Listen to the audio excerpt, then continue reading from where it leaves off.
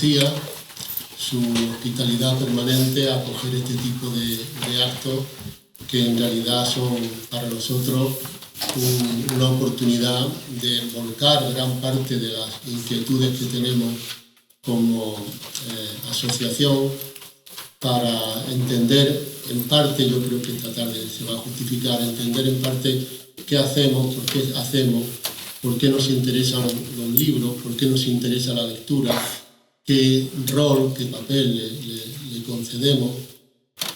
Y es una actividad que hoy comienza, en este caso, aunque ya la asociación tiene una larga trayectoria, como bien sabéis, empezó en el año 2010, pero en esta ocasión vamos a iniciar un proceso nuevo que lo vamos a inaugurar, creo que muy bien, y es que después de un largo periodo de reflexión habíamos pensado que había una experiencia acumulada en las tareas que veníamos haciendo desde el año 2010, que era necesario que no quedara reducido al mundo de los voluntarios o las voluntarias que formaban parte de la asociación, ni siquiera de los usuarios a los cuales nos hemos dirigido durante este tiempo, sino abrirlo un poco más a otros ámbitos que pudieran también ser beneficiados de lo que forma parte de la reflexión de estos años. Y habíamos pensado en ese sentido iniciar una serie, que esta es la primera, una serie de encuentros, de diálogos, que aportaran conocimiento, reflexiones, no tanto doctrina, sino reflexión común, compartida, sobre algunas de las cuestiones que nos hemos ido encontrando a lo largo de estos años y que merecían la pena que fueran transferidas al conjunto de la sociedad. De modo que habíamos pensado en una serie de encuentros como este de esta tarde, en el que un grupo de personas interesadas en estas cuestiones se encontrara para pensar juntos. Porque pensamos que en este sentido todo aquello que sea una reflexión común, la creación de espacios donde personas de diversas diferencias, o diferencias de edad, o diferencias de profesión, diferencias de tarea, de origen, se encontrara para pensar sobre algunos asuntos que nos parecían importantes. De hecho, por lo que estoy viendo esta tarde aquí, es verdad que hay un conjunto muy diverso de personas, profesiones, actividades, edades, etc. Y en ese sentido pensábamos que esto sería ya el principio, debería ser el principio de encuentros sucesivos que vamos a realizar. Y esta tarde queríamos inaugurar esta nueva fase de la asociación con una conversación en torno a un libro que se titula Así es la muerte, que nos parecía que reunía todo aquello que ha sido parte de nuestras preocupaciones.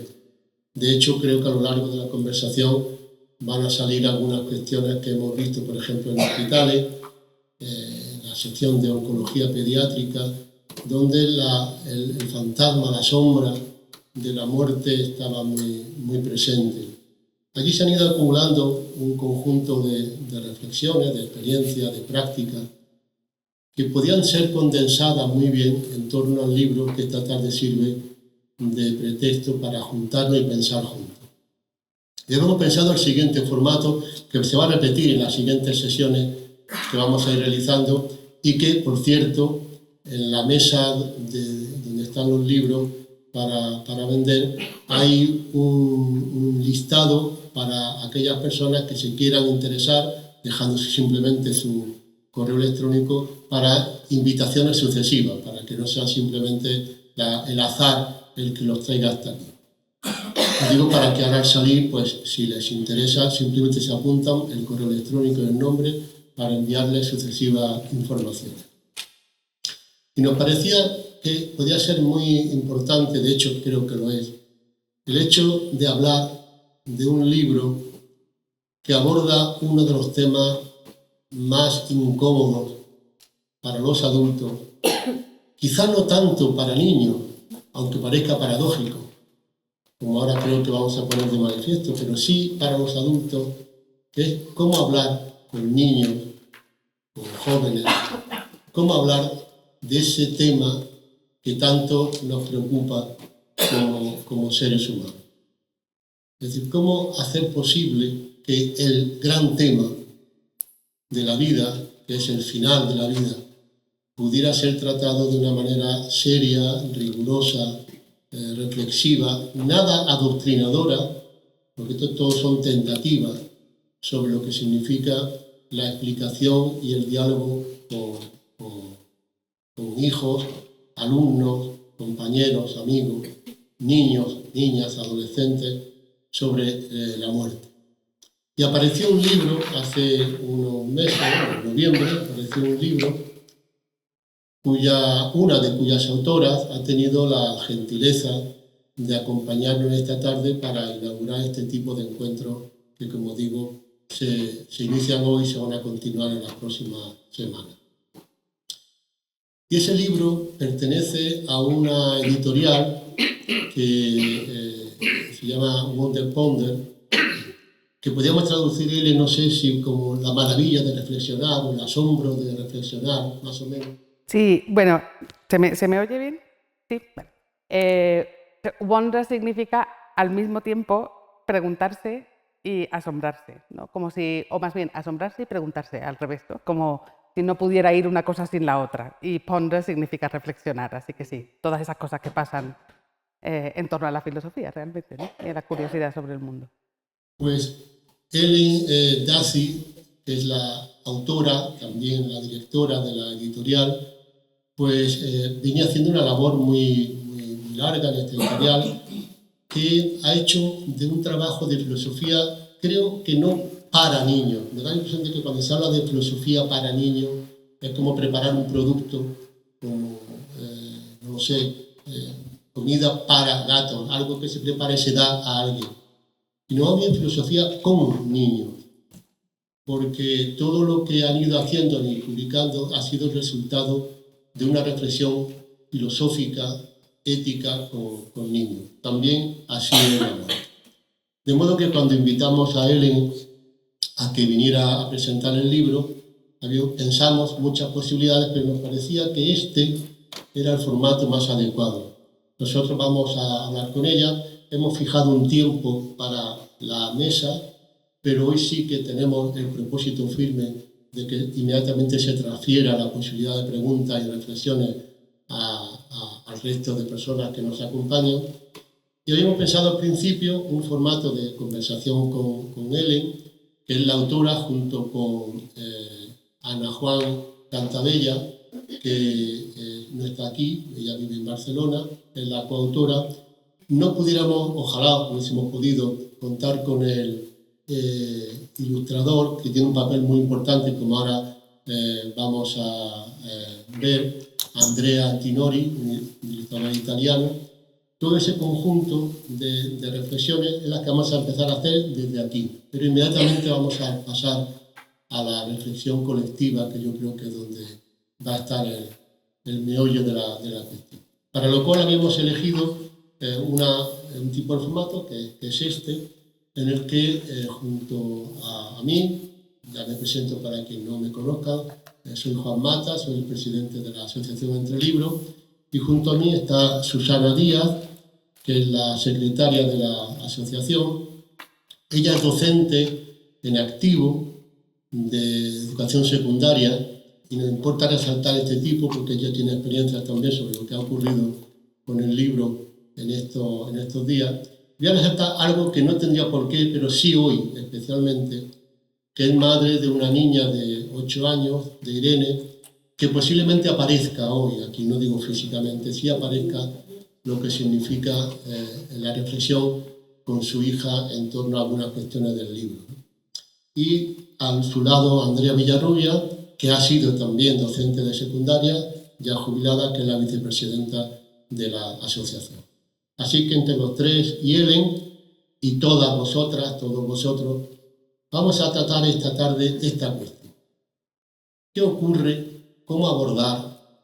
¿Con qué tipo de sensibilidad? ¿Con qué tipo de criterio abordamos esta cuestión de hablar con niños sobre la muerte, porque da la impresión que muchas veces no querríamos que esa idea que tenemos de la felicidad de la infancia se viera enturbiada por cuestiones de este tipo. Y sin embargo, posiblemente por la experiencia que todos tenemos, nos pudiéramos llevar alguna sorpresa. Pero antes de entrar en el libro, quizás fuese interesante entender por qué el origen de todo esto, la editorial, cómo nace, de qué manera, qué es el sentido, para que quienes no conozcan entiendan exactamente cómo nació ese proyecto y ahora después entramos directamente en el libro. Pues muchas gracias, Juan, y muchas gracias a Susana y a Andrea por acompañarme, y a vosotros también, y a la Biblioteca de Andalucía. Y os cuento lo quiero contar cortito para que podamos hablar también del libro, pero Wonder Ponder es una editorial, estamos en nuestro 10º año, en 10 años, bueno, acabamos de empezar el 10º año, solo tenemos 9 libros, o sea que creo que es lo que se podría llamar edición lenta. No estamos en la carrera de sacar novedades todos los meses, de hecho si sacamos una novedad al año, bien. El proyecto empezó de una manera muy pequeña y muy poco ambiciosa, de alguna manera, o muy ambiciosa, no sé muy bien cómo pueden ser las dos cosas. Empezó con un proyecto que yo tenía en una escuela de educación infantil, donde seguí al mismo grupo de niños de los 3, 4 o 5 años, y cada 2 semanas teníamos unas sesiones de filosofía con niños que llamamos Filosofía a la de 3. De hecho, hay un blog con transcripciones de bastantes de esas sesiones, si a alguien le apetece cotillear. Y en el curso de estas sesiones, que normalmente utilizaba literatura infantil, álbumes como trampolín para la reflexión, se me ocurrió esta idea inicial, que fue el germen del primer libro, Mundo Cruel, que en lugar, digamos, de utilizar un álbum entero, me interesaba poder utilizar diferentes historias que tuvieran puntos de comparación interesantes, que siempre es una manera interesante de dar a pensar, ¿no? O sea, en el momento en que empiezas a comparar casos, empiezas a hacer unas mínimas abstracciones que te ayudan a explorar conceptos. Y entonces tuve una idea, hice como una especie de lista, como si fueran instantáneas de posibles cuentos, ¿no? Pues una niña matando una hormiga, queriendo. Una familia comiendo a punto de sentadita a la mesa y tienen ahí la olla, parece una escena completamente normal, pero en la olla hay un gato. ¡Sopa de gato! Hay como de todo, hay un padre forzando a un niño a bañarse, porque igual lleva 2 semanas sin bañarse, no lo sabemos. Hay bastantes escenas diferentes, también hay una niña mordiéndose el brazo, por ejemplo, ¿no? Y la idea era que fueran unas escenas, como unos cuentos mínimos, que pudiera haber una reflexión sobre el antes, sobre el después, sobre la motivación de lo que está pasando, siempre hay una acción en la escena, ¿no? Y tuve la suerte de tener a Daniela Martagón, que es una ilustradora mexicana, que la tenía a mi lado, porque estábamos haciendo otra cosa juntas, me hizo unas escenas, las llevé al aula, funcionaron muy bien, y de ahí nació realmente Mundo Cruel, que después de haberlas probado en el aula y haber visto que tenían algo muy interesante que me apetecía explorar, luego la editora de Wonder Ponder, que se llama Raquel Martínez Uña, dijo, yo creo que esto puede ser un libro también, vamos a intentar ver cómo lo convertimos en un libro y cómo lo hacemos, cómo hacemos un diseño que intuitivamente ayude a los mediadores a utilizarlo, etc. Eso nos llevó como un año y en 2014 nació la editorial con este Mundo Cruel que financiamos a 3 partes en la imprenta y dijimos, bueno, pues si recuperamos el dinero igual hacemos el segundo título. Y el segundo fue Yo Persona, que es una invitación a pensar sobre la identidad. Luego vino Lo que tú quieras, sobre la libertad, Pellízcame, sobre realidad, imaginación y sueño. Luego bueno, tenemos otros títulos hasta este, Así es la muerte, ¿no? Yo diría que lo que tienen en común todos nuestros libros, esos 4 que he mencionado son de la serie de filosofía visual para todas las edades, pero luego también tenemos libros para bebés, 2 libros pequeñitos, y como digo, tenemos más colecciones que libros casi, ¿no? Nos encanta crear colecciones nuevas, algún día las poblaremos, pero todas tienen en común, de alguna manera, explorar maneras diferentes de relacionarnos con las preguntas. Algunas lo hacen desde la imagen, otras, en este caso, pues era una especie de proyecto muy largo que ha durado 3-4 años, y yo creo que una de las cosas que hay detrás, aparte del tema, que es la muerte, ¿no? Es un gran tema para un libro, pero para mí uno de los temas principales del libro también es cómo relacionarnos con preguntas que no tienen respuestas definitivas, cómo relacionarnos con la incertidumbre, cómo relajarnos con la incertidumbre en nuestras conversaciones y en nuestras interacciones, ¿no? Yo, de todas maneras, aparte de la presentación que has hecho del editorial, perdón, entrando ya más directamente en la elaboración del libro, en el libro se afrontan 38 preguntas que han hecho 38 entre niños y niñas de distintas edades, desde 5 a 15 años. Pero me gustaría que contaras ante todo el público cómo se llegan a esas preguntas, porque se han hecho preguntas en distintos países de Europa, de América, de distintos sitios. ¿Cómo habéis conseguido contactar para elaborar todas esas preguntas? ¿Y cómo habéis hecho también la selección? Porque hay muchísimas preguntas que no aparecen. Entonces me imagino que todo ese proceso es muy curioso.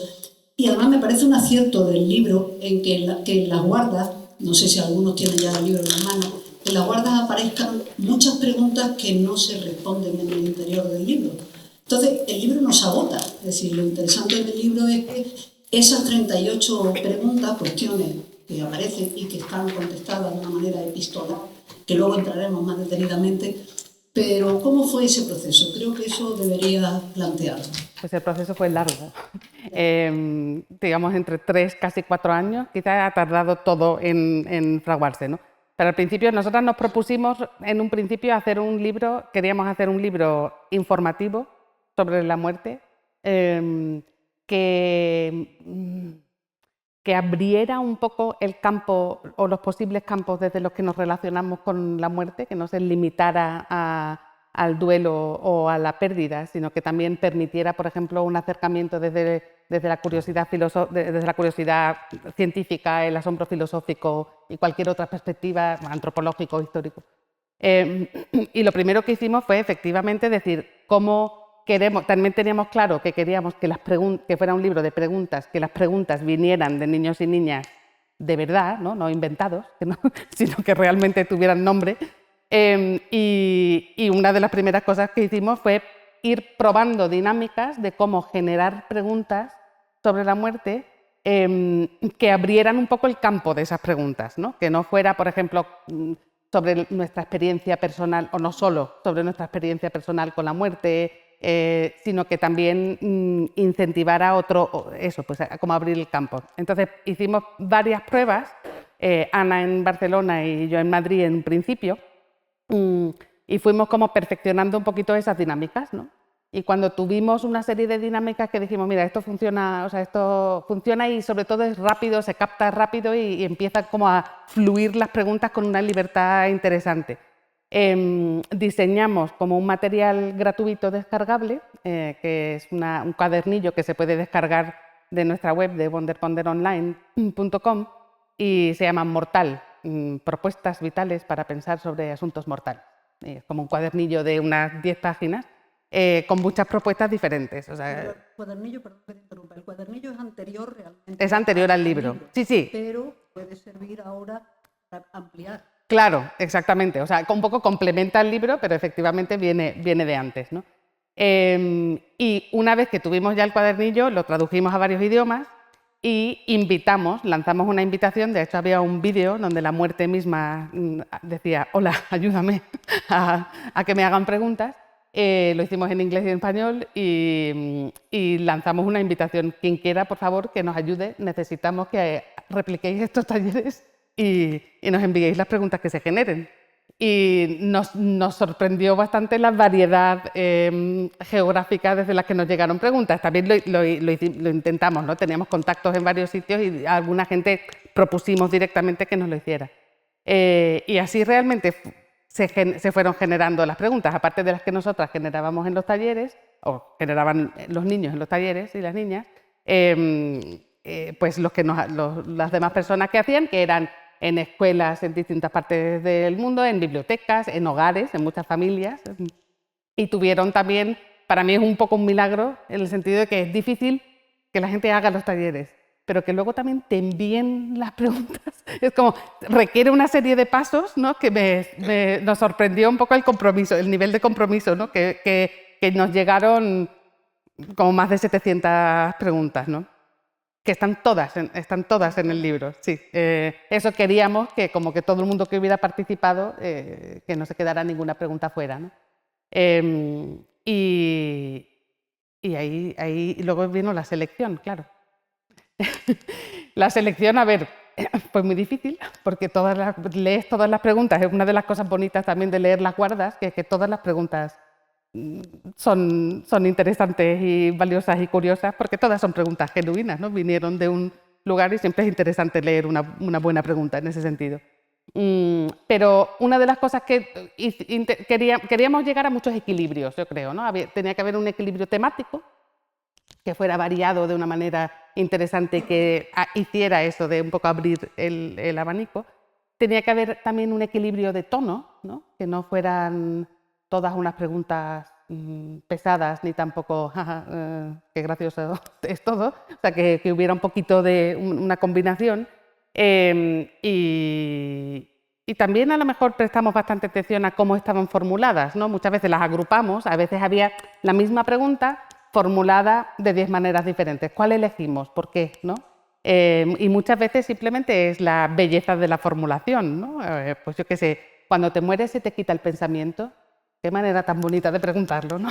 O sea, que casi suena así. Y había muchas otras preguntas, a lo mejor también, que tenían en realidad el mismo interés detrás, ¿no? Ahora, después hay una cosa pues, que había que decidir y ya está. Era difícil elegir solo 38. La razón por la que fueron 38 es porque hay un límite de páginas, tiene que haberlo. Tenía que ser más o menos económicamente viable. Al principio pensaba, podemos hacer 100, pero luego, ¿cómo contestas a 100 preguntas sobre la muerte? O sea, ¿cómo contestas a una pregunta sobre la muerte con 3 líneas? No puedes. O sea, entendimos que tenía que haber cierto desarrollo en las respuestas, sobre todo para hacer lo que queríamos hacer en las respuestas, que era ofrecer caminos de exploración, ¿no? De decir, mira, con esta pregunta te podrías ir por aquí, te podrías ir por allá, podríamos mencionar esto otro, y eso requiere un cierto espacio. Entonces, la editora sacó sus cifras, calculó y dijo, más de 38 no. Y así fue. A veces estas cosas son así, ¿no? Y luego, pues como la selección final la hice yo, pues ahí supongo que hubo así algo de aleatoriedad mía, ¿no? O sea, de decir, esta me gusta a mí mucho y entran. Y luego sí que había algunas que de ninguna manera íbamos a sacar, ¿no? Pues, por ejemplo, había un grupo de preguntas sobre el suicidio. Sabíamos que queríamos que eso estuviera incluido porque era muy importante que estuviera incluido. Decía Ellen que cómo contestar a 100 preguntas, pero nosotros nos planteábamos que cómo contestar casi a una sola, porque es verdad que el tema, que no es cualquier tema, es el tema, ¿no? En mayúscula, que a todos nos incomoda mucho hablar. En la pregunta 24, ¿no? Que dice ¿por qué nos incomoda hablar de la muerte? Y muchas veces yo esta mañana lo planteaba en clase a los alumnos ya de 17 y 18 años, si ellos de pequeños habían hablado alguna vez de la muerte con su familia, o si alguna vez habían tenido dudas. Y me decían ya desde esa perspectiva de los 18 que no, que bueno, que era un tema tabú, que siempre se evitaba en las casas y que en cualquier caso, ¿para qué? Si nadie sabe nada de eso, ¿no? ¿Para qué iban a preguntar si no nadie tiene respuesta, ¿no? Me decían esta mañana. Claro, ese para qué, ahora lo para qué no está también en esa misma pregunta 24, vosotras lo planteáis, ¿no? ¿De qué sirve hablar de la muerte, ¿no? Si es que sirve. Pero es verdad que contestar a este tema, como lo hacéis vosotras en el libro, nos parece que tiene mucho valor, porque contestáis de manera muy honesta y con mucho respeto hacia los niños y las niñas, con mucha ternura a la hora de contestar, y también, como has dicho, no de una manera única o directa, ¿no? Yo creo que los adultos que leemos el libro también aprendemos eso, no solo lo que se dice sobre la muerte, sino la manera de responder, ¿no? Hay veces que hay preguntas que son como casi como un grito de desesperación, ¿no? ¿Por qué tenemos que morirnos? Dice una de un niño. ¿Se le puede pedir a alguien no te mueras? Pero uno, esa pregunta la tiene en las manos, casi no sabe qué hacer con ella, ¿no? Te quedas como paralizado, ¿no? Y siempre encontráis la manera, ¿no? A veces a través de otra pregunta, ¿no? Por ejemplo, ¿por qué tenemos que morirnos? Pues la misma ilustración magnífica de Andrea Antinori planteáis, ¿qué pasaría si no nos muriéramos, ¿no? Y vosotras proponéis una especie de juego. Vamos a imaginar que no fuese así, ¿no? Entonces, a veces, a partir de otra pregunta, a veces a partir de un juego, a veces a partir de, bueno, pues con el caso de se le puede pedir a alguien que no te mueras, pues habláis de la inmortalidad, de cuántas veces en cine, literatura y siempre encontráis una manera de responder que no es directa, pero que alivia, que sí termina contestando, ¿no? De hecho, me estoy dando cuenta ahora que en la portada pone, así como con signos de exclamación, con respuestas. Porque, claro, lo que me planteaban los noches de mañana, ¿no? ¿Y para qué? Si no hay respuesta. Y sí la hay. A mí, que la advertencia de la pregunta 24, una advertencia al pie que dice, hablar de la muerte no mata. A mí que esa advertencia me hace falta, porque no me gusta hablar de la muerte, reconozco que sí hay respuestas, pero no son directas, pero la hay, ¿no? Y nos parece que esa manera de tratar con los niños y las niñas el tema, no sé cuánto os costó encontrar ese tono. Bueno, costó mucho encontrar el tono, pero una de las cosas que creo que nos ayudó mucho es haber tenido muchos talleres con niños sobre la muerte. Entonces, una de las cosas que te das cuenta cuando tienes muchas conversaciones sobre la muerte y se hacen muchas preguntas y vas rascando también un poco qué hay detrás de cada pregunta, es que muchas veces una misma pregunta hecha por 3 o 4 personas diferentes tienen en mente cosas diferentes, ¿no? Por ejemplo, algunas preguntas a los adultos cuando las leemos nos decimos, ¿sabes? ¿Por qué tenemos que morirnos? Este niño está agobiadísimo. Tal. No, a lo mejor ha hecho la pregunta de una manera mucho más, ¿por qué tenemos que morirnos? ¿No? ¿Por qué? ¿Por qué? O sea, como a lo mejor tiene un interés científico, por ejemplo, y otro tiene un interés de otro tipo. Y entonces una de las cosas que nos ayudó mucho es tener eso en cuenta, porque era evidente en los grupos. Y lo primero que hicimos para cada respuesta teníamos como una especie de documento que podría ser un libro en sí mismo, una cosa desmesurada para cada pregunta. Y lo primero que hacíamos era decir, vale, ¿qué posibles puntos de interés podría haber detrás de esta pregunta? ¿Por qué se está haciendo esta pregunta? ¿Por qué se podría estar haciendo esta pregunta? Alguien se la podría estar preguntando por esto, otra persona por esto completamente diferente, otra por esto. Y eso nos daba ya como un mapa de variedad de posibles maneras o puntos de los que coger y que mencionar. Luego tuvimos que reducir esos enormes documentos a las 2 dobles páginas como mucho que hay en cada libro, ¿no? en cada capítulo. Pero eso, por ejemplo, creo que nos ayudó en ese sentido mucho a que casi explorar de verdad las preguntas en los talleres con los niños nos dio las pistas de cómo podíamos contestar, ¿no?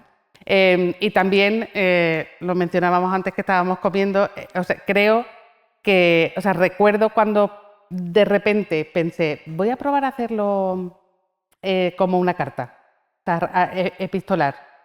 Y recuerdo, sentí casi un alivio físico de decir, sí, porque la carta me da permiso para dar una respuesta parcial, para dar una respuesta bastante, de alguna manera, personal. Me puedo ir por las ramas y luego volver, porque es una carta de nosotras a una persona en concreto y eso te da como una libertad que no sientes, tengo que dar la respuesta a esta pregunta, tiene que ser una respuesta absolutamente redonda, perfecta, completa.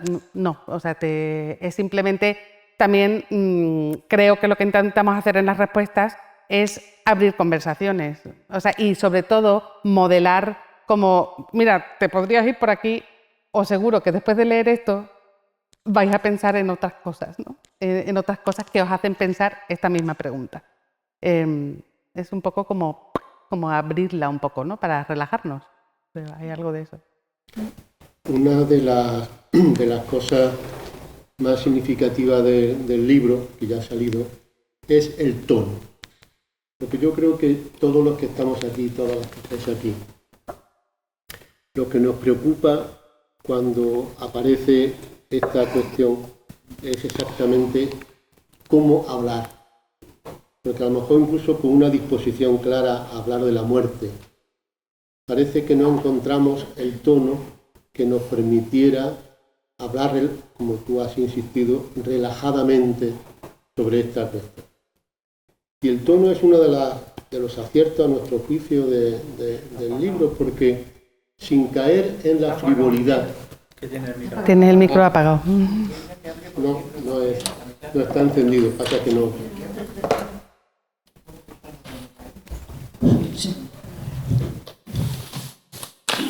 Sin incurrir en la frivolidad, que es una tentación, bueno, esto es una cuestión, ni tampoco en la gravedad, que se nos nota que la voz nos sale como pesada.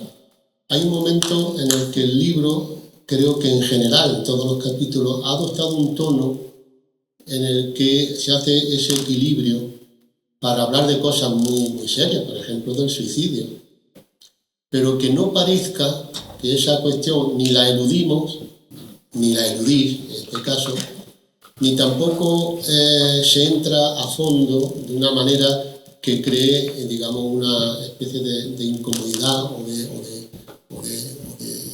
dolor interior que pueda incluso afectar a quien lo lee. Y ese tono es un tono que a mí me parece que ha sido el gran acierto del libro, porque habéis encontrado una manera de afrontar temas muy graves sin la gravedad, por decirlo de algún modo, que pesa o que pueda incluso impedir, o que pueda incluso congojar en un momento dado. ¿Ese tono es algo deliberado? ¿Forma parte de vuestro carácter? ¿Es algo que ha venido así? Estas cosas son muy difíciles de responder a veces, ¿no? Desde luego que ha sido buscado. O sea, éramos conscientes de qué queríamos conseguir y cuando leíamos las respuestas sabíamos si lo habíamos conseguido o no. Y si no lo habíamos conseguido, volvíamos a escribirla, o sea, decíamos, no, esto no funciona del todo. O sea, que sí que estábamos intentando hacer algo, ¿no? Y efectivamente, intentar lograr un poco cierta franqueza, pero también cierta caricia, de alguna manera, por así decirlo, ¿no? Decir, mira, vamos a hablar de esto, podría ser un poco desagradable, pero se puede, tú verás, ¿no? Y se lo estamos diciendo probablemente tanto a los niños como a los padres, ¿no? Veremos que podemos, ¿no? Que podemos llegar al final de la página o a la siguiente página. Hay algo de eso y ha sido difícil y por eso hemos tardado tanto en escribir el libro. De hecho, una de las cosas un poco graciosas ha sido también, yo creo que en procesos del libro, cuando son tan largos, ¿no? Pasan cosas como accidentes felices, yo diría de alguna manera, ¿no? Y, por ejemplo, no estaba previsto que el ilustrador, Andrea Antinori, ilustrara antes de tener las respuestas finales. Entonces no estaba en el plan original, ¿no? Pero al final fue así, porque teníamos como estos documentos interminables para cada pregunta, pero todavía no teníamos la redacción final. Y teníamos que avanzar un poco con el proceso porque se estaba alargando mucho. Y entonces a Andrea le dije, bueno, ¿por qué no simplemente te mandamos las preguntas? Te orientamos un poco para que sepas en qué dirección más o menos vamos a ir en las respuestas, pero tú con libertad para, si quieres un poco jugar con la pregunta o contestar a la pregunta a tu manera o simplemente reaccionar a ella de alguna manera interesante que te apetezca. Y eso luego nos dio a nosotros también la posibilidad de jugar con sus ilustraciones. Entonces teníamos las preguntas de los niños, las ilustraciones ya de Andrea, y eso desde un punto de vista de escritura también ha sido súper interesante porque normalmente ese juego se le deja a la ilustración, ¿no? Pero poder jugar desde el texto también ha sido así muy, muy bonito. Entonces ha habido ahí una cosa sobre eso, sobre la gestación tan larga. Y el tono, por ejemplo, creo que también nos hemos ayudado mutuamente. O sea, también ha sido muy interesante ese proceso de edición con el ilustrador, con Andrea, porque algunos de los... Andrea es muy rápido, ¿no? Es como un tipo así que además me alegro tanto de haberlo elegido, ¿no? Pero había algunas preguntas que eran difíciles, o sea, difíciles de resolver de alguna manera que tuviera el tono adecuado o que se comprendiera bien, ¿no? Una de las más difíciles fue la del suicidio, por ejemplo, en la que en un principio Andrea había dibujado a un señor en un monte a punto de coger una seta e iba a tener un accidente, no se entendía, ¿no? Era como, está recogiendo setas y tal. Y él decía, sí, pero él lo tenía claro en su cabeza, ¿no? Y era como, no, esto no funciona. Y hablamos y era difícil encontrar una cosa donde eres consciente de que lo podría estar leyendo personas que han tenido suicidios cercanos, que han tenido suicidios no tan cercanos, pero medio cercanos, ¿no? O que simplemente nunca hayan oído del fenómeno antes, podría ser. Y la respuesta tiene que ser satisfactoria para todos ellos, ¿no? Tiene que hablarle a todas esas diferentes posibles lectores. Y en la ilustración era difícil saber qué hacer sin que pareciera, por ejemplo, que te estuvieras escabullendo. O sea, ¿cómo representas algo que representas? Y al final yo le recuerdo varias soluciones y dije, mira, pues a lo mejor podemos jugar con que no es exactamente humano, ¿no? Entonces, por ejemplo, al final es un vampiro que decide dejarse bañar por los rayos del sol y acabar con su vida porque ha sido larga. Pero otra opción era, creo que un robot desenchufándose a sí mismo, por ejemplo, que nos permitía hablar claramente de una decisión, claramente, era el momento de la decisión, sin que remitiera a ningún caso concreto que tocara en ese sentido que quieres evitar tocar casos particulares o experiencias particulares en ese sentido, ¿no?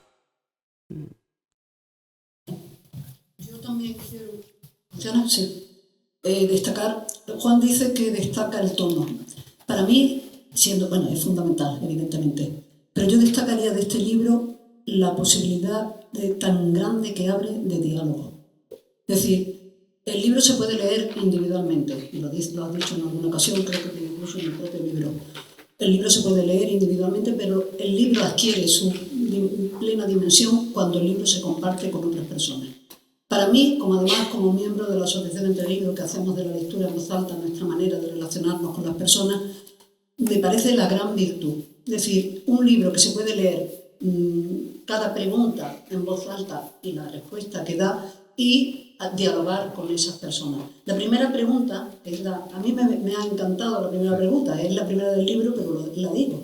Es hecha por una niña, por Claudia, y la primera pregunta... Espérate, yo me moriré. Dice, yo me moriré. Y inmediatamente la respuesta en ese diálogo, en esa contestación a esa niña dirigida a Claudia, le dice, sí, esa es la respuesta más fácil que te puedo dar. Sí, porque todos nos moriremos. Me parece, de verdad, ya a partir de ahí ya está todo dicho. Entrará luego el diálogo. Y lo digo porque también quería, y esta mañana lo comentábamos, quería compartir la idea de la posibilidad de dialogar ante la inminencia o de haber vivido la muerte de forma cercana. Antes lo comentaba Juan, yo he estado durante 10 años en oncología pediátrica leyendo a niños y a niñas y tengo una historia que me gustaría compartirla esta tarde de cómo una niña de 7 años en oncología, no la muerte de ella, sino que ha vivido la muerte de su padre, que de un infarto muere 2 años antes, cuando la niña tiene 5 años, y desde ese momento la niña no habla de su padre jamás con nadie. se cierra totalmente y no puede hablar de la muerte.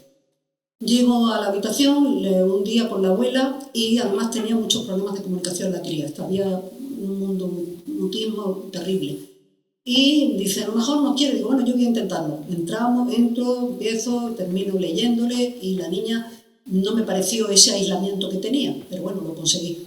A la semana siguiente regreso a la habitación y en esa ocasión ya no estaba la abuela, estaba la madre. Y leí varios libros, igual, la niña muy contenta, participando, y la madre al final salió al pasillo, me comentó que si yo creía que había algún libro que hablara de la muerte, para ver si rompía ese aislamiento de no hablar con su padre, ella lo llevaba muy mal, porque ella, como decía, dice, yo es que aparte del duelo de mi marido, tengo el duelo de mis hijas, tenía otra hija más pequeña, y sobre todo el no poder hablar con ella. Y entonces le dije, bueno, lo voy a intentar, yo no lo sé, no lo he tratado nunca en el hospital, pero lo voy a hacer.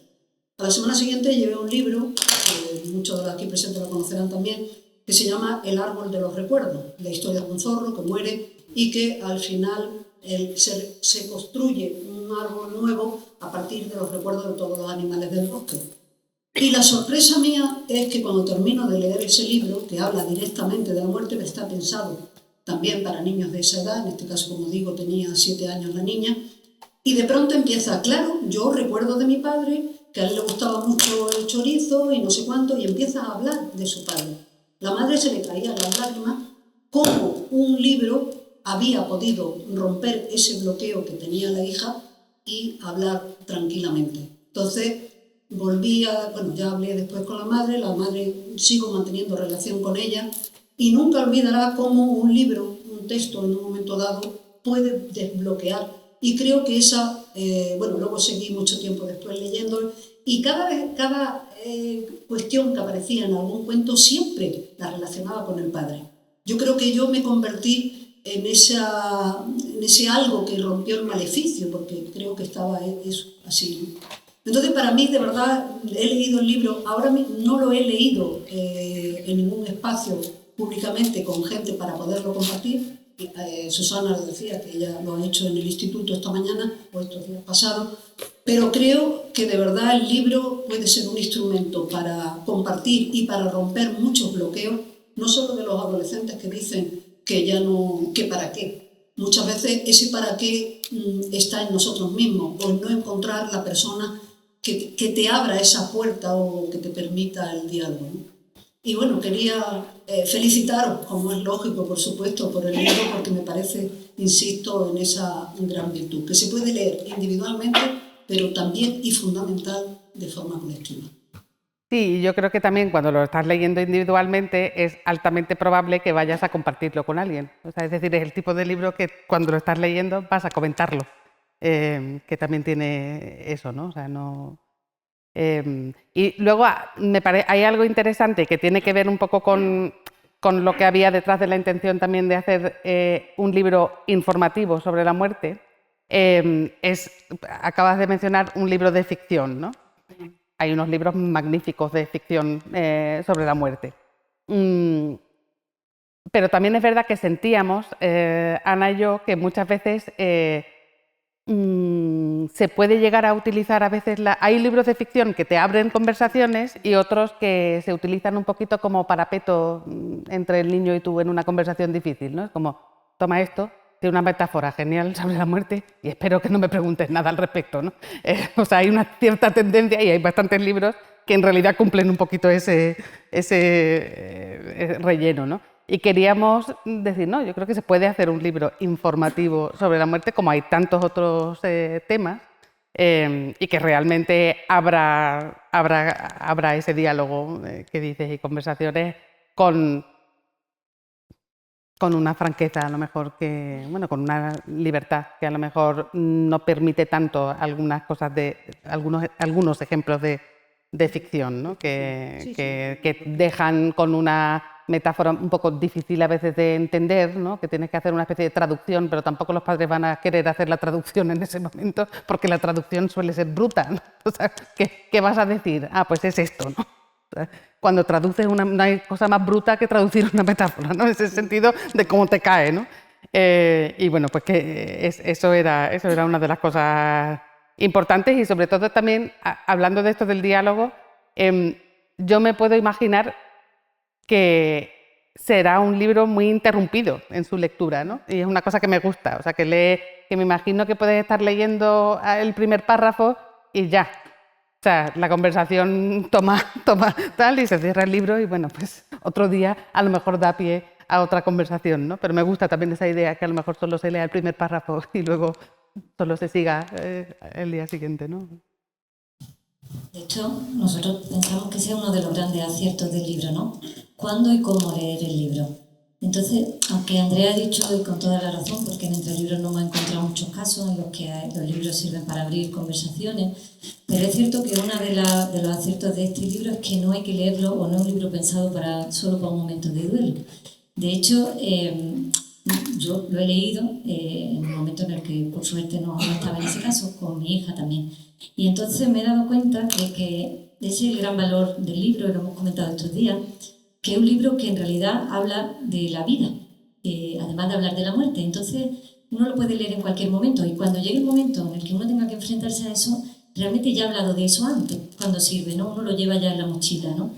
Y en ese sentido, la manera también de cómo leer el libro, que lo hemos comentado aquí ya, ¿no? Leerlo pues un poco saltando de una pregunta a otra, también está muy presente en la infancia. Hay un respeto por la infancia muy grande porque no solo que se vaya de una pregunta a otra, sino que hay en los pies, si tenéis el libro ahí, en los mismos pies, a veces en el pie de página hay otras preguntas, en los márgenes hay textos que recomiendan ir también a otras preguntas, e incluso a veces en algún pie de página a otros libros se cita El pato y la muerte, ese libro tan bonito, y al ir saltando de una a otra, el otro día cuando leía yo con Irene, que me voy a permitir citarla ya que la ha nombrado Juan, leyendo una pregunta ella me paró y entonces me dijo: mamá, el otro día fuimos al Parque de la Ciencia y nos contaron que hay gente que dona órganos.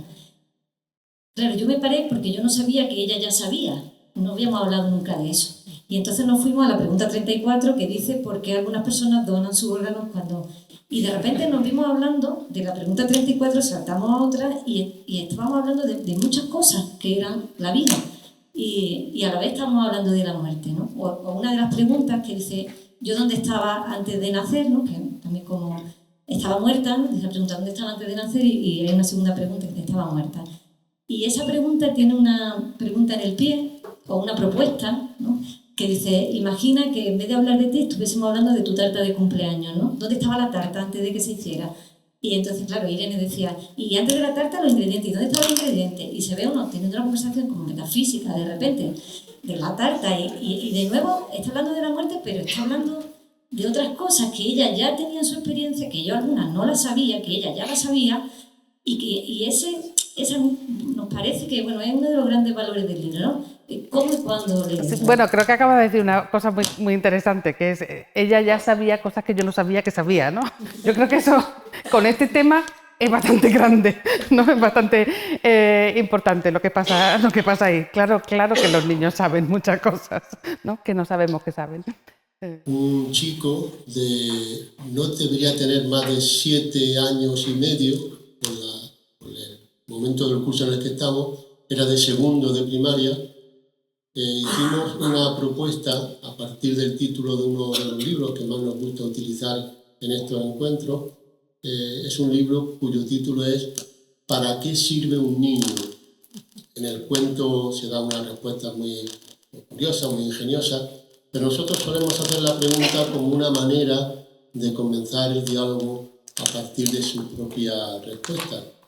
Y en un momento dado, pues, junto a lo normal, los niños sirven para dar alegría a la vida, para dar felicidad a los padres, para jugar, para cuidar de los abuelos. En fin, tienen una idea muy clara de las funciones de un niño.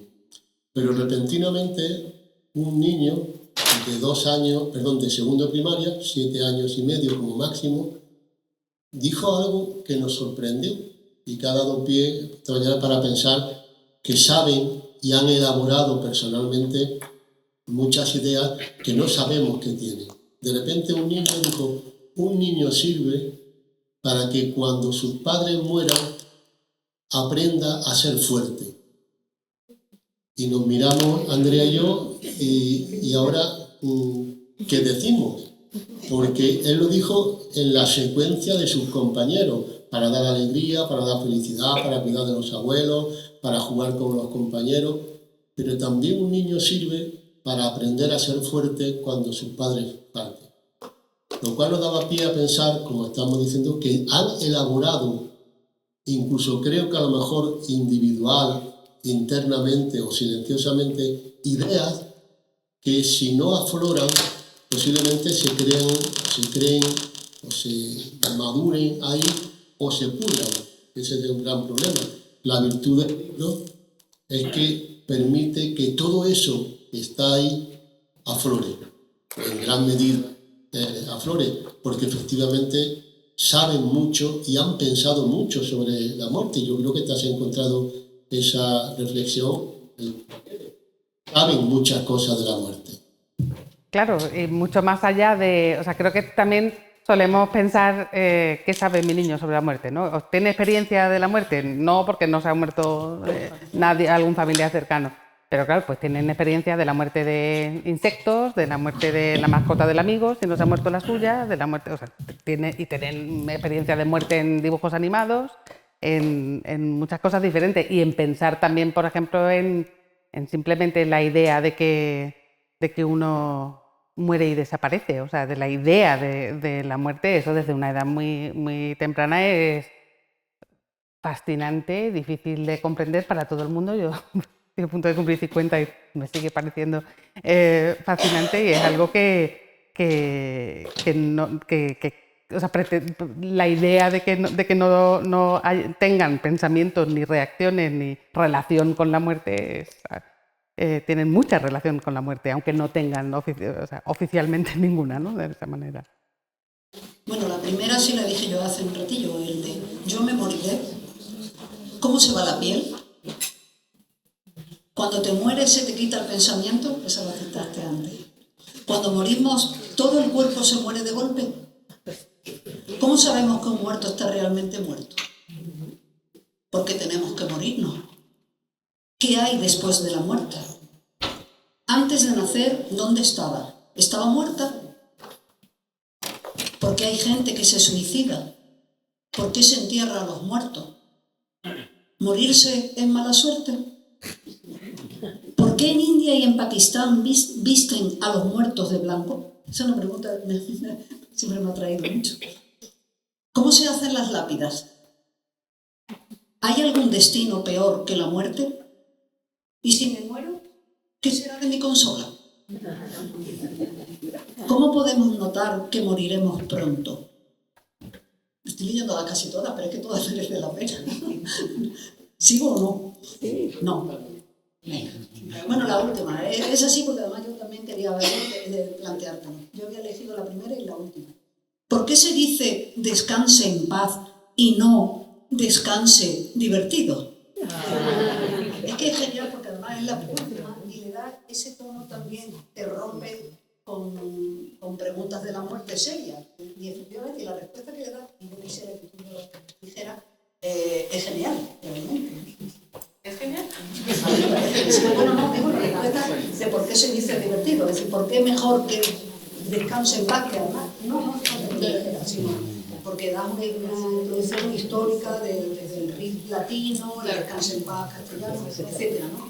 Pero proponer que decir a partir de ahora, en vez de decir descanse en paz, decir descanse divertido, es decir, una propuesta muy buena. Sí. Yo me apunto.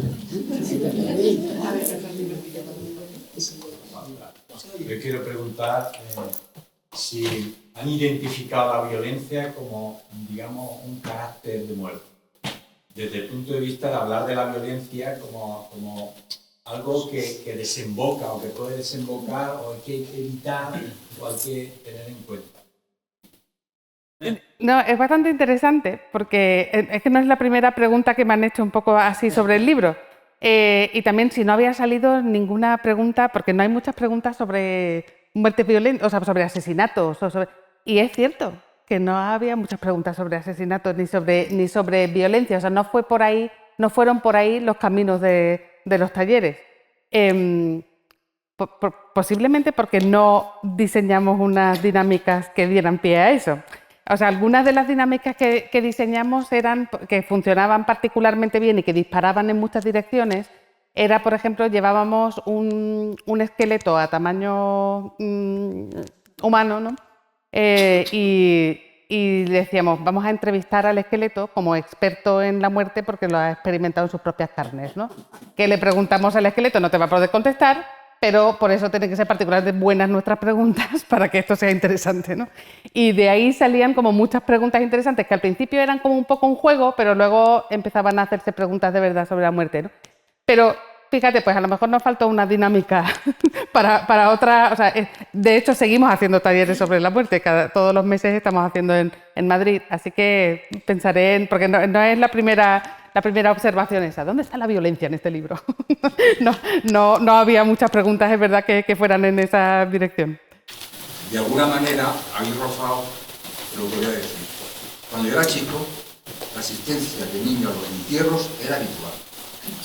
Es decir, yo enterré a mis abuelos, enterré a un primo mío, vi mi primo era chico, abrían el ataúd de mi abuela y lo enterraban con ella. Y vi a mi abuela después de 4 o 5 años de enterrada. Y recuerdo, mi madre y mis tías decían, está igual que cuando lo enterramos. Evidentemente era como una especie de humo, era como un sábado muy bien. Entonces yo, ahora, cuando voy a los tanatorios, no hay niños nunca. Es decir, de alguna manera, lo que decía Susana, ¿no? Parece que impiden que el niño vea la muerte. Estamos aislando a los niños desde el pequeño. Mi niña, sin embargo, sí ha visto a todos sus abuelos, ¿no? Que algunos de sus ancestros nos hemos llevado a ese descanso, ¿no? Incluso, en algún momento, recuerdo, entraba un hermano mío chico, ¿no? Digo, oye, ¿y si pusiéramos internet en la casa? ¿No? Podemos hablar de diversión. Sí. ¿No? Cuando se llevaban a mi hermano, que de verdad estaba muy mal, y digo, mi hermano no puede seguir así. ¿No? Tú tienes que ser más rápido. Y cuando se lo llevaban, le dije, no me lo perdéis. No me lo perdéis, que lo quiero mucho. Me acuerdo que la enfermera se reía. Pero eso sí, hemos aislado al niño de esa experiencia. Sí. De hecho, una de las preguntas del libro es ¿por qué no nos dejan ir a ver a los muertos? Sí. ¿Por qué a los pequeños no nos dejan ir a ver a los muertos? No nos asustamos de la muerte. No. Mi hija ha besado a sus abuelos muertos. Sí, desde luego que hay un cambio muy marcado, ¿no? en ese sentido, en los últimos, pues no sé, 30, 40 años, ¿no? ¿Y a qué pensáis? Porque creo que es una gran pregunta, que puede ser una respuesta colectiva. ¿A qué pensáis que se debe esa especie de temor o de prevención, de temor, a veces casi patológico, a que haya en algún momento dificultad para aproximar de modo natural a la infancia a la muerte, por una especie de protección, la idea de trauma que está demasiado presente y nos condiciona, la idea de romper la inocencia de la infancia, o no pasa nada a largo plazo. Es una cuestión que creo que afecta en cierto modo a este tipo de libros, porque claro, a veces los libros pueden estar actuando de intermediación para una cuestión que de otro modo debería estar más o menos viva en cierto momento de nuestra sociedad.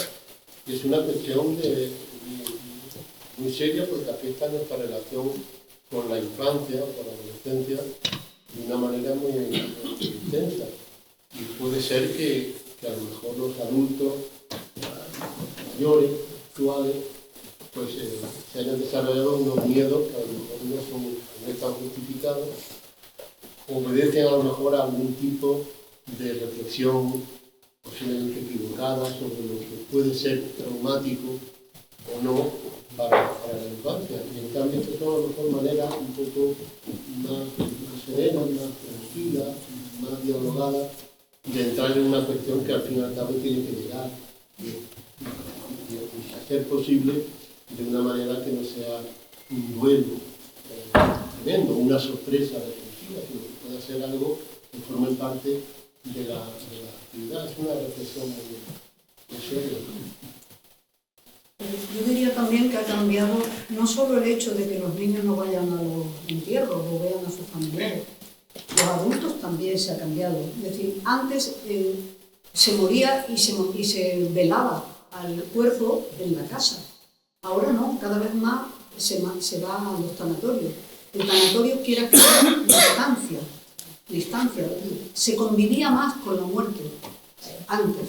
Y no quiero hablar de un antes y una ahora, tú decías 30, 40 años, no lo sé. En mi infancia se convivía más con la muerte, por la manera de relacionarse, porque se convivían más miembros de una familia y había más posibilidad de que los miembros de la familia murieran en el interior de la casa, ¿no? Creo que ha cambiado todo el concepto de manera de relacionarse con la muerte.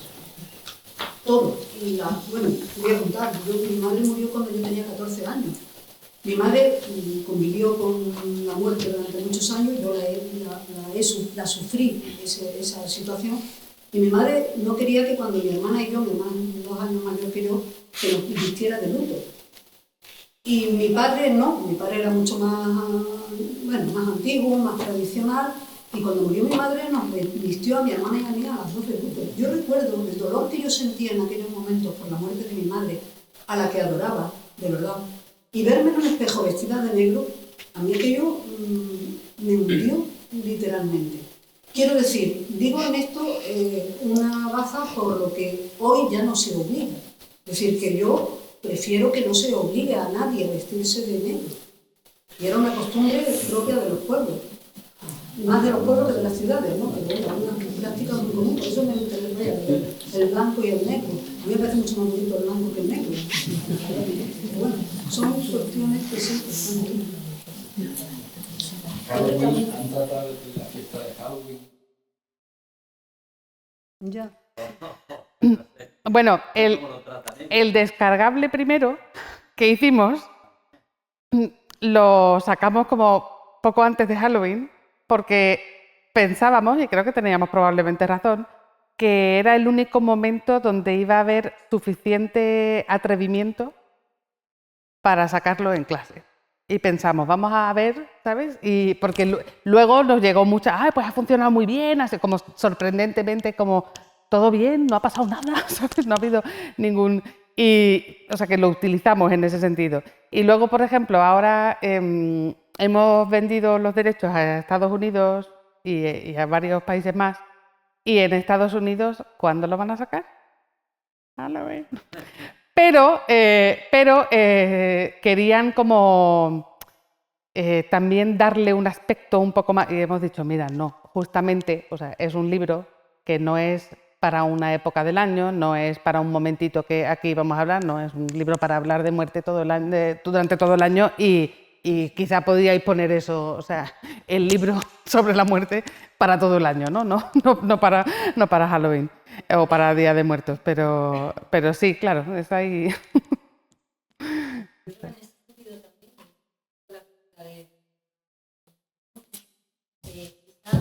No tenga que ver solamente con la exposición, ¿no? Yo también estoy cerca de la edad de Ellen y yo vivía, hasta los 7 años vivía al lado de un cementerio, jugaba al lado de la tapia del cementerio y me criaba ahí. Yo, bueno, todos los cortejos fúnebres pasaban por mi casa, íbamos siempre a limpiar las lápidas con mi madre y yo, para mí es terrible hablar de la muerte a pesar de que estoy hoy aquí sentada. Y es terrible porque no es solo que uno tenga más o menos exposición, ¿no? Sino es también acompañar hablando sobre eso, ¿no? Explicarle a los niños, a las niñas, acompañarlos, y eso no lo hicieron conmigo. Yo estaba expuesta a eso, pero nadie me explicaba nada, ¿no? No hablábamos. Y en ese sentido, cuando la pregunta 24 dice ¿por qué nos incomoda tanto hablar de la muerte?, ¿no? Cuando paradójicamente es de las pocas cosas que sirven conversar sobre eso, pues yo creo que no solo ya la exposición, que antes hubiera más o menos exposición, ¿no? Sino cuánto se acompaña en esa en ese camino, ¿no? ¿Cuánto se habla? Y quizá eso, este libro está para eso. Bueno, pero o sea, también me parece importante que no tenemos solo un problema para hablar de la muerte. O sea, tenemos un problema para hablar cuando nos hacen preguntas que sentimos que tendríamos que tener una respuesta desde la autoridad, pero no la tenemos. Y nos bloquea. Es como, ¿qué hacemos? ¿Qué se supone que tengo que hacer? Tengo que darle tranquilidad, seguridad a mi hijo y me está haciendo una pregunta que no tengo ni idea de cuál es ni de cómo contestar, porque no hay una respuesta definitiva, o a lo mejor tampoco sé cómo contestar porque no les vaya a traumatizar, ¿no? O sea, se te dispara y te bloqueas. Y no solo pasa con la muerte, pasa con bastantes otros temas difíciles, digamos, ¿no?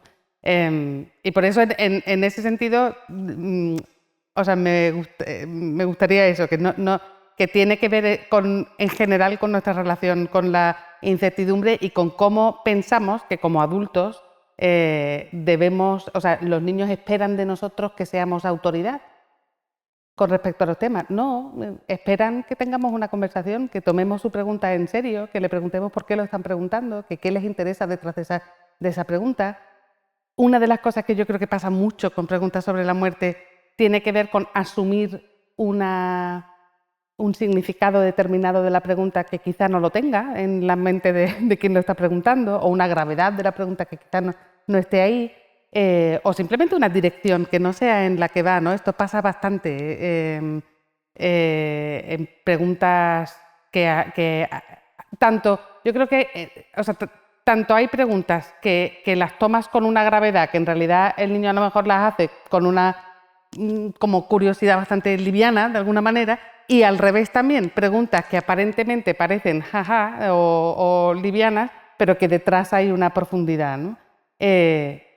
Simplemente algo como de realmente tomarnos en serio la pregunta y preguntarles por qué están haciendo esa pregunta y qué les interesa de la pregunta, es un primer camino, ¿no? En general, sea de la muerte o sea de lo que sea, yo creo que con las preguntas a veces de los niños.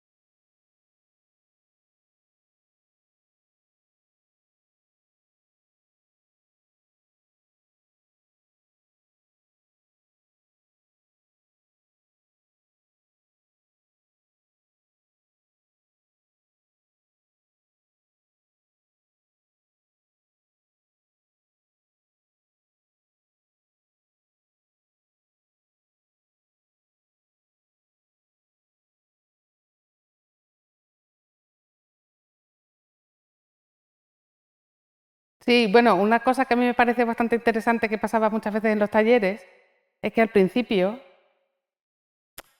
o sea, si los niños no nos conocían ni nada, se miraban un poquito y te miraban a ti como diciendo, ¿puedo preguntar lo que quieras? O sea, ¿de verdad?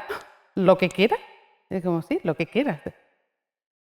Como miraban a ver qué había, ¿no? A veces también en los talleres que estamos haciendo ahora en Madrid son, cada niño puede traer a un adulto, ¿no? O sea, es como un taller intergeneracional y el niño elige al adulto que quiere traer, puede ser un abuelo, un padre, un amigo, lo que quiera.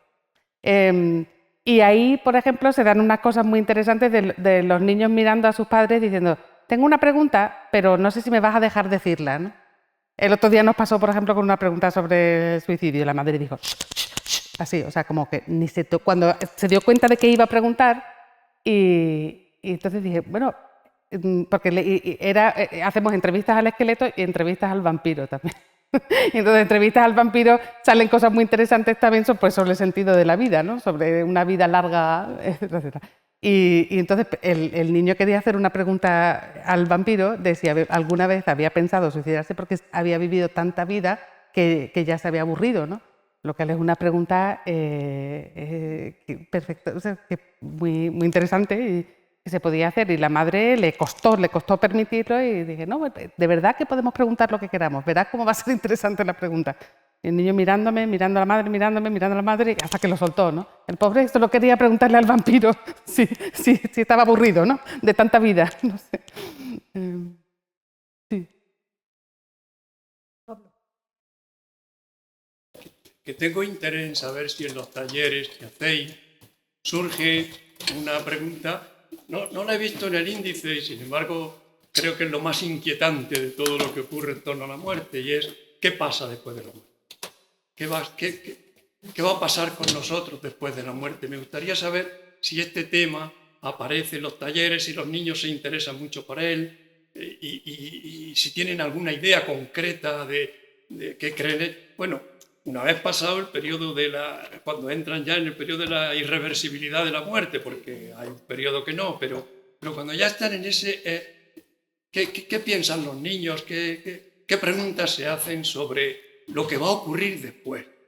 Pues sí que viene la pregunta en el libro, de hecho es una de las... Y se hace de muchas maneras, en las guardas también está representada de distintas maneras. Evidentemente, lo que piensan que puede pasar después, pues hay muchas ideas diferentes, muchas de ellas están mediadas evidentemente por ideas religiosas que han recibido o cosas que han oído también, o medias verdades de aquí y de allá que intentan casar, ¿no? Hay también como intentando construir de cosas que han oído de la reencarnación, tal, pues yo quiero ser un gato, ¿no? Hay mucho también mezclar con una especie de vamos a tener una fantasía de que nos gustaría que fuera la vida después de la muerte, ¿no? Como una especie de imaginarnos un paraíso perfecto. Eso es una cosa como que da mucho juego y muchas ganas de imaginar, ¿no? Entonces, aparte de ideas recibidas, que las hay, también creo que es un como trampolín para la fantasía también y la creatividad en ese sentido, y también para pensar de alguna manera en una sociedad utópica que podría existir después de la muerte, ¿no? Que muchas veces esas conversaciones derivan en ideaciones así. ¿Crees que es algo, esto de las preguntas de los niños y las respuestas, que puede ser universal? ¿O has dicho al principio que habéis mandado preguntas hacia, ¿no?, países anglosajones, España? ¿Hay diferencias? ¿Crees que al final abarca un poco una inquietud humana? A ver, no podemos decir que el libro es un estudio sociológico con una representación, no. Pero sí que es verdad que hay una variedad, o sea, nos han llegado preguntas de Turquía, Finlandia, Alemania, España, Francia, México, Argentina, Ecuador, Colombia también. Y yo diría que, por lo menos de las que hemos recibido, que no es una muestra sociológica, como digo, la única diferencia interesante que me ha parecido percibir a mí es que los niños, no los más mayores, pero los pequeños mexicanos, o sea, los niños de 5 o 6 años mexicanos, tenían muchas preguntas de las que se desprendía una idea muy física de la muerte como lugar, ¿no? Como un sitio a donde vamos y que tiene un suelo, ¿sabes? Y donde bailamos y donde pasan cosas. Mientras que las ideas que se desprendían de lo demás era todo un poco más flotante, ¿no? Un poco más etéreo. Y como choca un poco ese... eso, como la muerte como lugar, ¿no? Tan específico, pero es anecdótico, evidentemente. O sea, no sé qué pasaría si hiciéramos estas preguntas en en Japón. Y, vamos, lo han comprado los derechos China y Rusia también. Así que me interesa, si lo han comprado también es interesante que han visto universalidad en ese sentido. Yo creo que evidentemente las preguntas fundamentales sobre la muerte sí son muy universales, ¿no? ¿Por edad? Mm. ¿No? ¿Por edades? Por edades sí hay tendencias, a lo mejor. Por ejemplo, los niños pequeños están, cuando digo pequeños, como el rango iba de 5 a 15 años, ¿no? Y es súper notable que los más pequeños están súper interesados en los procesos físicos, o sea, en cosas muy físicas, de cómo se va la piel, por ejemplo. Es como, pero ¿cómo ocurre eso, no? Es como, pero hay una persona con carne, y había también dónde se va la sangre, es como cómo desaparecen las cosas, ¿no? Hay algo de decir, pero o sea, cuerpo, esqueleto, ¿cómo ocurre esto? Y realmente un interés que científico, ¿no? Había bastante de eso, más en las edades tempranas. Y a lo mejor, pues, si nos vamos acercando un poquito a la adolescencia, empiezan a aparecer unas cuestiones más existenciales. Pero, por ejemplo, Yo me moriré es de una niña de 5 años y hay muchas preguntas. Una de las decisiones que tomamos, que yo creo que hicimos bien, es que como las preguntas son de 5 a 15 años, aunque en cada pregunta tiene el nombre de la persona y luego nosotras contestamos en forma de carta, no pusimos la edad al lado de la pregunta porque sentimos que si ponía Yo me moriré 5 años, el de 15 no la iba a querer leer. Iba a decir, esta no, esta la ha hecho una de 5, no, pero yo me moriré, gran pregunta para todos. Entonces no pusimos las edades ahí, aunque en las guardas sí viene la edad, ¿no? Puedes mirar qué edad tenía cada persona que hizo la pregunta. Pero sí.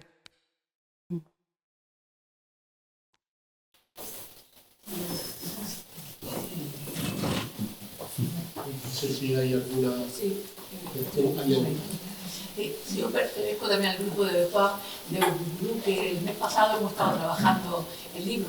Pero decirte que al grupo entero le gustó el libro, nos gustó el libro.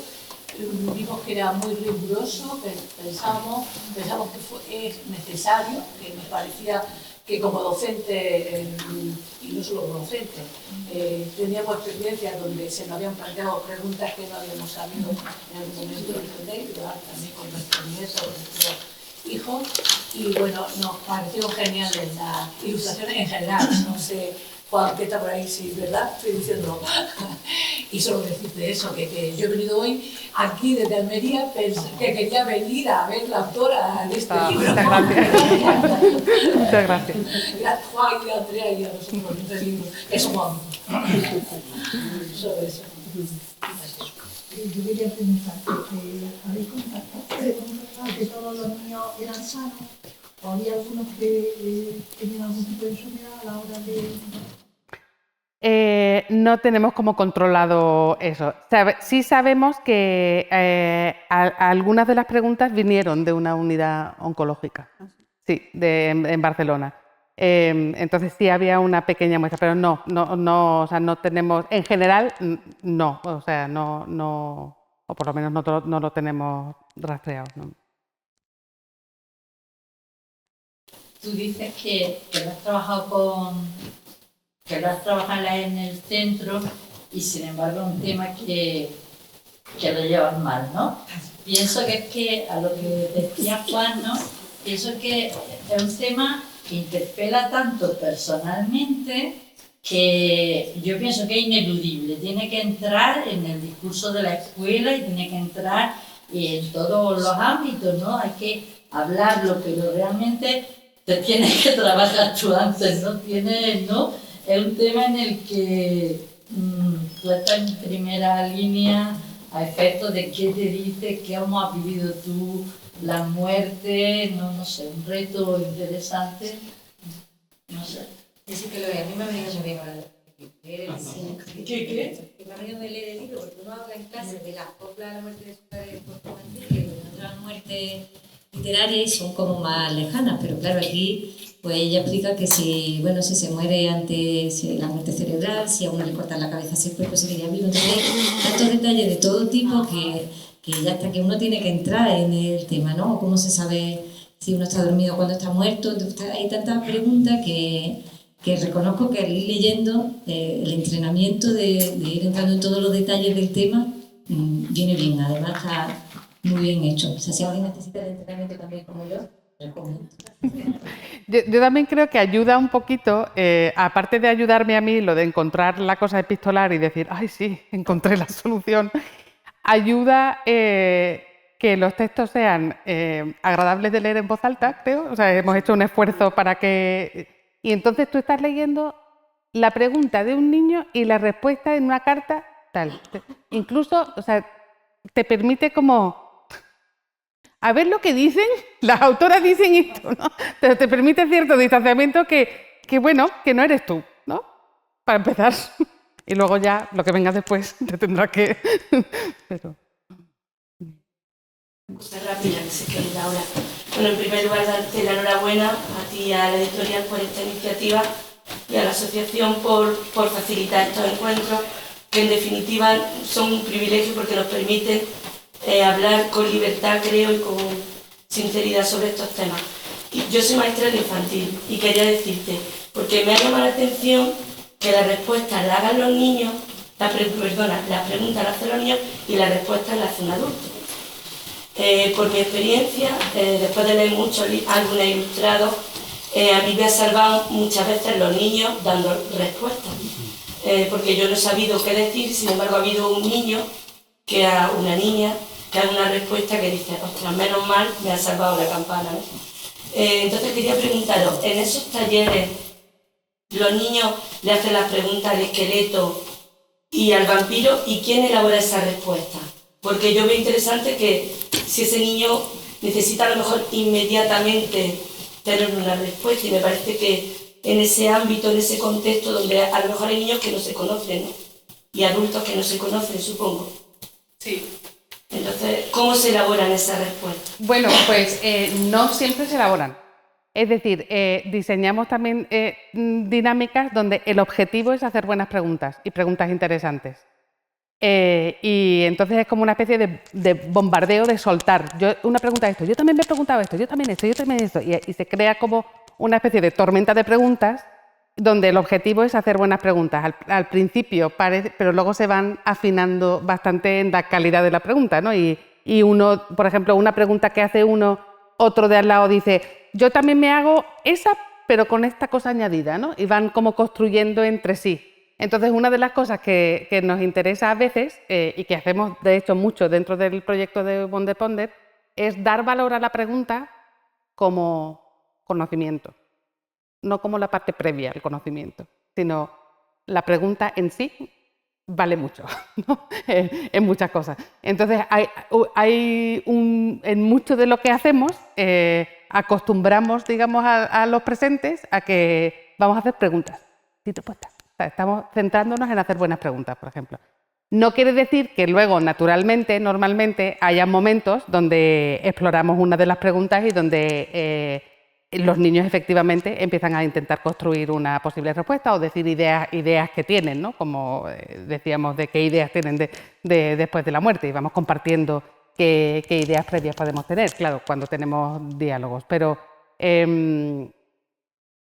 me parece interesante eso también, o sea, cuando hablaba de cómo nos relacionamos con las preguntas, que a veces creo que también nos ponemos muy nerviosos cuando solo hay preguntas y no hay respuestas, que en cierto sentido todos nuestros demás libros solo tienen preguntas, no tienen respuestas, ¿no? Por eso, en realidad esto va para todas las personas que nos dicen en las presentaciones, ¿para cuándo un libro con respuestas? Pues aquí, sobre la muerte, ¿no? Sí.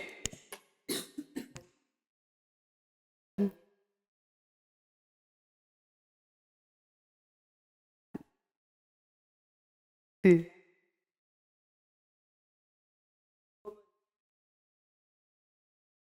¿A qué edad das secundaria?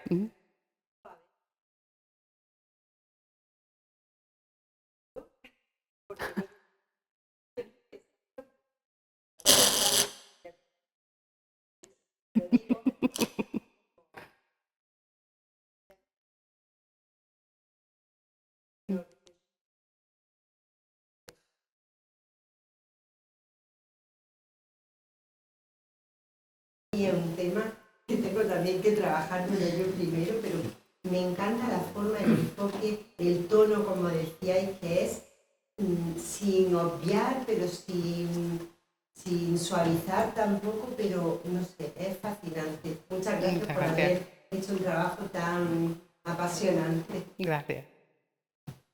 Yo estoy estudiando para ser y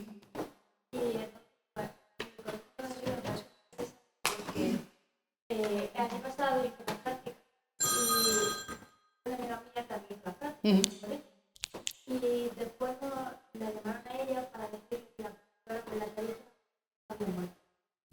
Y la profesora había estado dando clases desde 3 años y claro, el viernes había estado el niño muy mal y el viernes no estaba porque había vuelto a la tarde.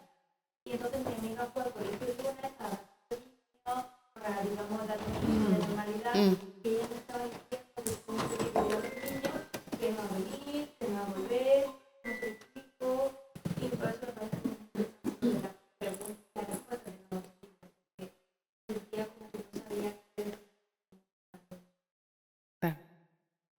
¿Y qué hizo? Pues fue ahí. Hicieron la asamblea siempre, y después la comunicación, y eso. Pero no me contó mucho más. Ya. Creo que fue hasta que me animaron 5 años. Estaban con un tallercito, algunos mejor en la clase. De esas situaciones nos vamos a encontrar, ya nos hemos encontrado, otra, como en tu caso, vaya a encontrar, y eso va a ocurrir incluso con compañeros. Creo que aquí hay experiencias, un día falta un compañero, y no es porque esté de viaje, esté enfermo, sino porque ya no está.